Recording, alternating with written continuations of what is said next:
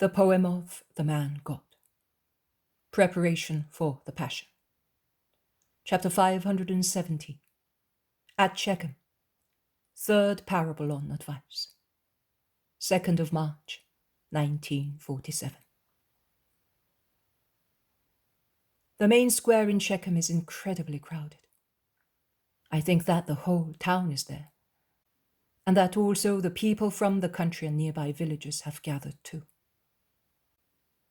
The inhabitants of Shechem, in the afternoon of the first day, must have spread everywhere, informing people, and everybody has come. Healthy and sick people, sinners and innocents. And the square and roof terraces are filled up. Many people have even perched on the trees shading the square. In the first row, nearby the place kept clear for Jesus, facing a house built up on 4 steps, are the 3 children whom Jesus saved from the highwaymen and their relatives. How anxious are the little ones to see their Saviour. Every shout makes them turn round, looking for him. And when the door is opened and Jesus appears at it, the 3 children rush forward shouting, "Jesus! Jesus! Jesus!" And they climb the steps without waiting till he comes down to embrace them. And Jesus bends and embraces them, and then lifts them up, a living bunch of innocent flowers. And he kisses their little faces and is kissed by them. A compassionate whisper runs through the crowd, and some voices say, "He is the only one who knows how to kiss our innocent children." And other people say, "See how he loves them. He saved them from the highwaymen. He gave them a home after feeding and clothing them. And he is now kissing them as if they were his own sons." Jesus, who has put the children down on the top step close to himself, replies to everybody by answering the last anonymous words. "Really, they are more than my own children to me, because I am their father with regard to their souls, which are mine, not for the time that passes, but for the eternity that remains. I wish I could say that of every man who from me the life did draw life to come out of death. I invited you to do that the first time I came here, and you thought that you had plenty time to make up your minds to do so. Only one woman was prompt to follow my call and go on the path of life, the biggest sinner among you. Perhaps just because she felt that she was dead, and she saw herself dead, rotten in her sin, she was in a hurry to come out of death. You do not feel and see yourselves dead, and you are not in that hurry. But which sick man wants to die before taking the medicines of life? A dead body needs only a shroud, aromas, and a sepulchre in which to lie, to become dust, after being putrefaction. If the putridity of Lazarus, whom you look at with eyes opened wide by fear and amazement, was restored to life by the eternal Father for his wise purposes, that must not tempt anyone to arrive at the death of the spirit, saying, "The Most High will restore me to the life of the soul." Do not put the Lord your God to the test. You are to come to the life. There is no more time to wait. The grapes of the vine are about to be gathered and pressed. Prepare your spirits for the wine of grace that is about to be given to you. Do you not do that when you are to take part in a great banquet? Do you not prepare your stomachs to receive the choice food and wines by wisely fasting before the banquet, as that refines your taste and invigorates your stomachs, making you enjoy and relish food and drinks? And does the vine dresser not do the same to taste the wine that has just matured? He does not spoil his palate the day that he wants to taste the new wine. He does not do that because he wants to taste the good qualities and faults accurately, to boast of the former and correct the latter, and sell his goods at a good price. But if a person invited to a banquet can do that, to enjoy food and wines with greater pleasure, and if the vine dresser does that to sell his wine at a good price, or to make saleable what being faulty would be refused by buyers, should man not be able to do so for his spirit, to enjoy heaven, to gain the treasure to be able to enter heaven? Take my advice. Yes, take it. It is a good piece of advice. It is the just advice of the just one who is ill-advised in vain and wants to save you from the consequences of evil advice given to you. Be as just as I am, and give the just value to the advice given to you. If you become just, you will give it its just value. Listen to a parable. It closes the cycle of those I said at Shiloh and Lebanon, and deals once again with advice given and taken. A king sent his beloved son to visit his kingdom. The kingdom of that king was divided into many provinces, as it was a very large one. Those provinces had a different knowledge of their king. Some knew him so well as to consider themselves the favorite ones and to be proud of it. According to them, they were the only perfect ones, and they alone knew the king and what the monarch wanted. Some knew him, but without considering themselves wise because of that. They did their best to know him better and better.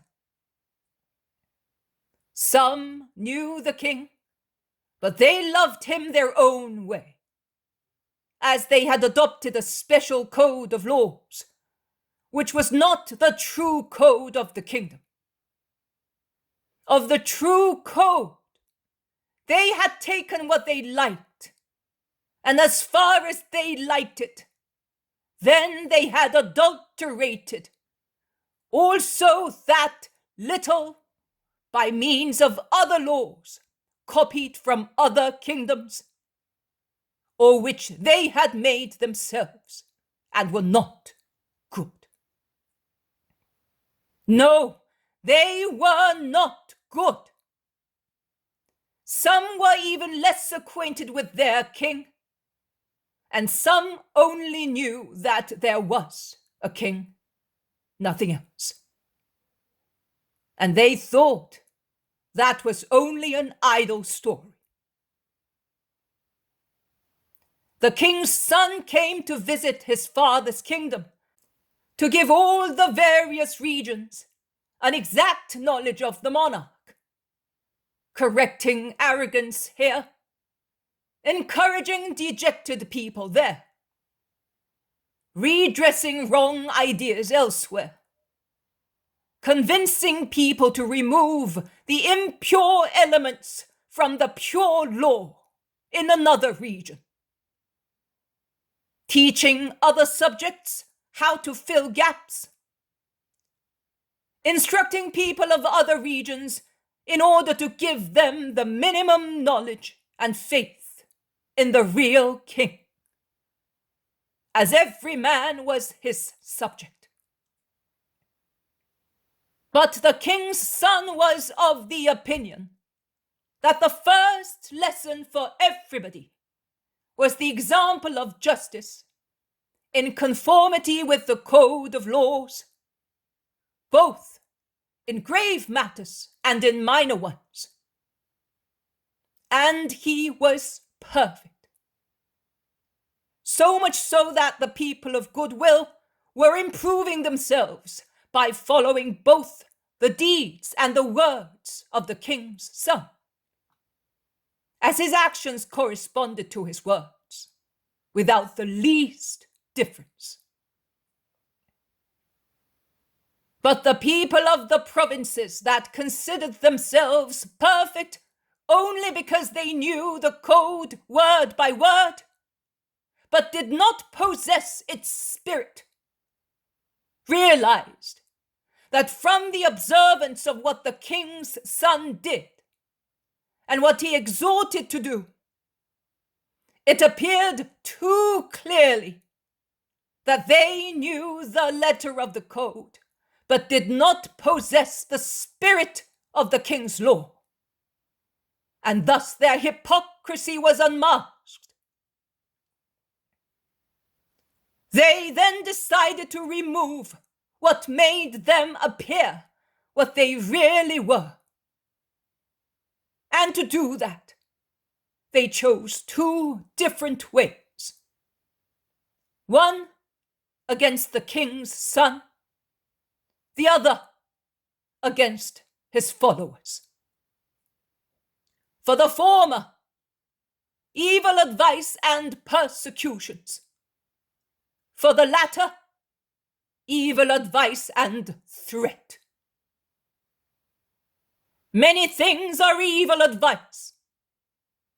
It is a bad piece of advice to say, do not do that, as it may damage you, pretending to be favorably interested.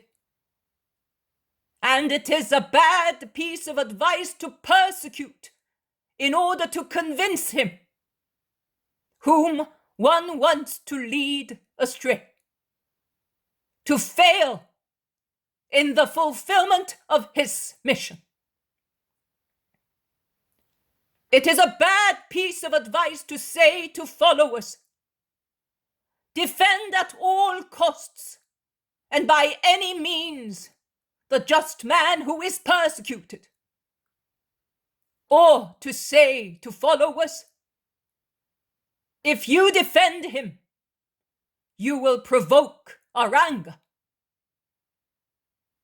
But I am not referring now to advice given to followers.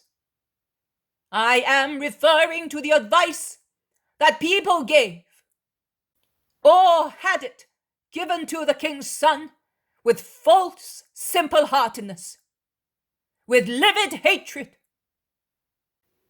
or through the words of innocent people used as instruments to do harm, while they thought they were being used to do good.